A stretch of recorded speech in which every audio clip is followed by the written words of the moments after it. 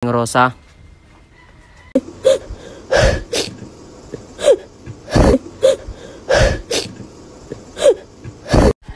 Nay, ba't ka naiyak?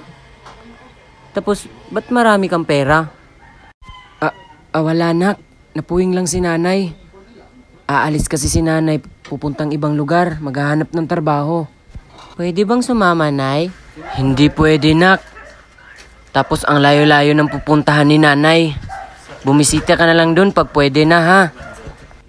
O sige, Nay. Bibisitahin ko po kayo doon. Tapos isasama ko si Ate Mia tsaka si Ronnie. Dapat bibisita kayo doon kayong lahat na magkakapatid, ha? Opo, Nay. Promise yun. Mahal na mahal kita, Inay. Mahal na mahal din kita, bunso. Nay, may pagkain ba?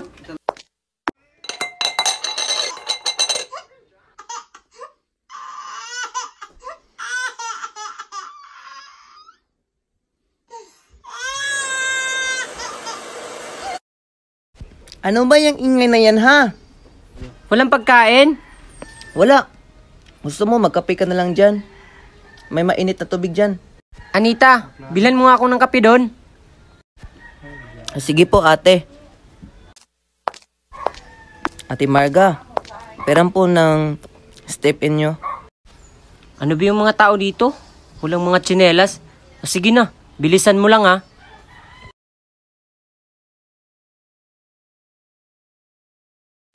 Aling Pasing, sa ospital muna ako tutuloy, ha.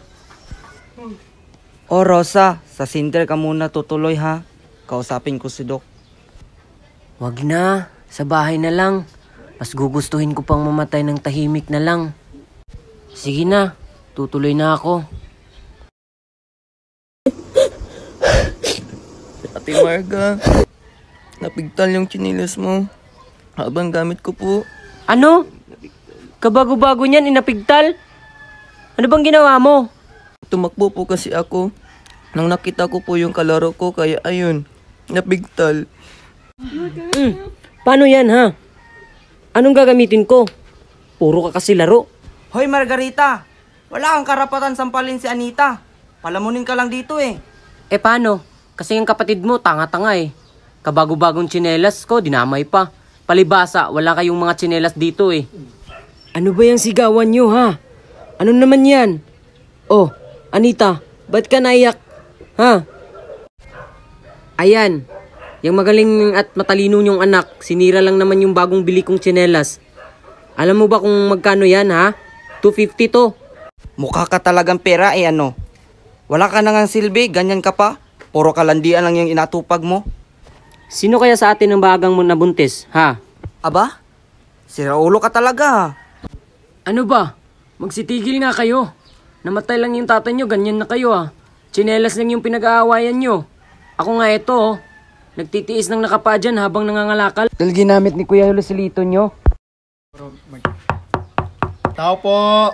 Nay Rosa, si Jose po. Ay, Diyos ko po. Anong nangyari sa'yo? Binugbog po siya ng mga katarbaho niya.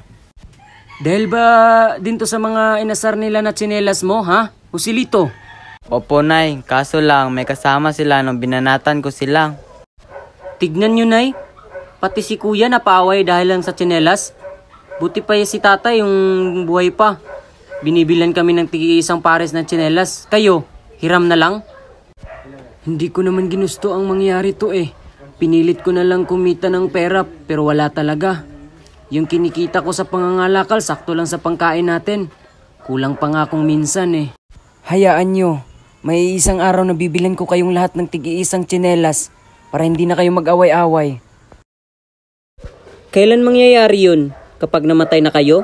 Buwesit talagang pamilya to. Kaalis na nga.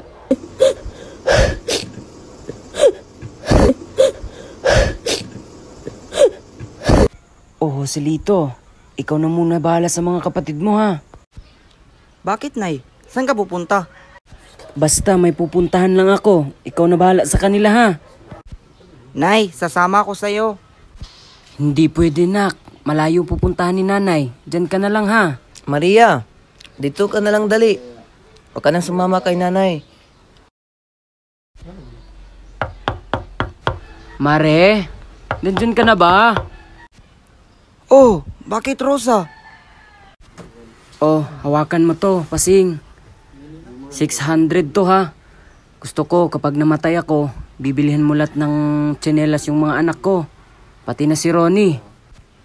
Mari naman, ba't ganyan? Alam ko na hindi na ako tatagal sa mundo. Gusto ko lang na mabigyan sila ng kasiyahan man lang. Kahit na mawala ako. Pati din dito, sulat ito na pakibigay na lang sa kanila ha. Bilib talaga ako sa'yo, Rosa. Isa ka talagang huwarang ina. Maraming salamat. Maraming taong pagiging kaibigan din natin, Pasing. Hindi kita makikilimutan. Hindi ka rin kita makakalimutan. Ikamusta mo na lang ako kay San Pedro pag akyat mo dun, ha? Paalam, Pasing. Kamusta na asawa ko? Tagal na kitang hindi na bisita dito. Pasensya na kasi madami lang akong ginagawa sa bahay. Ang duga mo kasi mahal eh. Iniwan mo agad kami. Pero ilang sandali na lang at makakasama na tayo. Yung anak mo, ayun, malaki na. Si Mia nanganak na. Ronnie ang pangalan ng anak niya. Gwapong bata.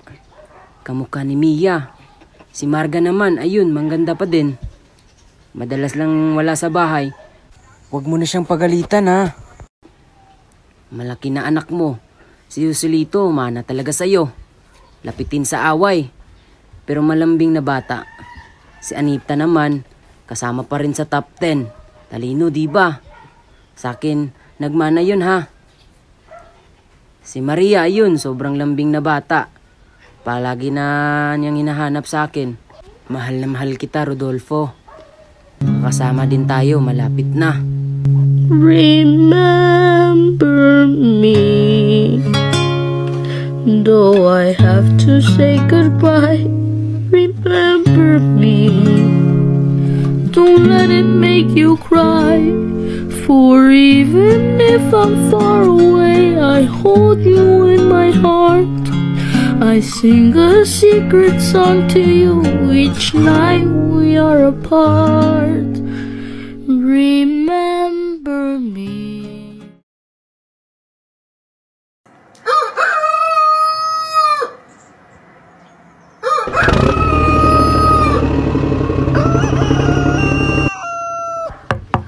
Tao po, Mia. Sino yan? Ay, kayo pala po. Si nanay po, kasama niyo po ba? Hindi eh. Nandyan ba ate mo? May pagkain ba dyan? Oy, Naipasing, ano yung dala mo?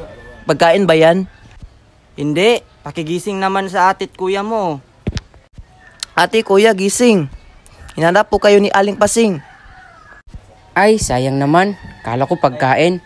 Anita, tawagin mo nga si Ate Mia mo dun at si kuya. Ha? Ano daw? Ano daw yun? Mia, nandito ako para ihatid yung pinabibigay sa inyong nanay nyo. Ano po yan? Mga pares ng tsinelas. Tigi-isa daw kayong Wow, ang magkakapatid. ganda. Sa akin yun si Elsa, oh. Buti na lang bumili siya ng tsinelas. Salamat po, Nay Pasing. Pero alam niyo po ba kung saan pumunta si nanay? Hindi ko din alam. Pero baka makatulong tong sulat sa inyo. Sulat? Anong sulat po? Para sa aking mga anak, kapag nabasa niyo itong sulat na ito, malalaman niyong wala na ako sa mundo. May stage 4 blood cancer ang nanay niyo, kaya ang dami kong pasa sa katawan. Hindi ko na sinabi sa inyo, pagpapaalalahin pa kayo. Kung hahanapin niyo man ako, pumunta lang kayo sa bugtod ng tatay niyo. Bakit hindi niyo po kami sinama? Ang duga naman ni nanay, namimiss ko na si tatay eh. Siguro nagde-date sila ngayon. Mga anak, pasensya na kung mumurahin lang tsinelas na nabili ng nanay niyo ha. Masakit sa dibdib na nakita kayong maghihiraman at nag-aaway dahil lang sa saplot na yan. Sana iingatan niyo ang mga huling bagay na ibinigay ko sa inyo bilang ina ninyo ha. Sana ay magmahalan na kayong mga kakapatid. Lalo na ngayon, Wala na kami ng tatay nyo. Kayo-kayo na lamang na nandyan. Ang pagiging magkakapatid ay parang isang tsinelas. Kapag sira-sira ang turingan ninyo sa isa't isa, hindi nyo malalagpasan ng mga lubak na dinadaanan nyo. At mapipigtal agad kayo. Pero kung buo kayong magmamahalan, kahit ang pinakamataas na bundok ay inyong aakyatin, hindi kayo basta-basta mapipigtal. Basta kumapit lang kayo sa isa't isa. Magmahalan kayo ha.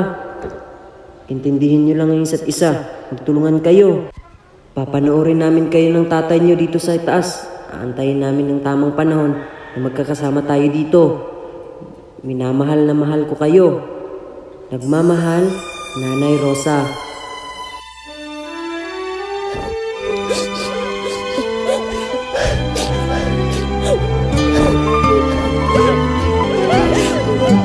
Sana'y di magmaliw ang dati kong araw nang munti pang bata sa piling.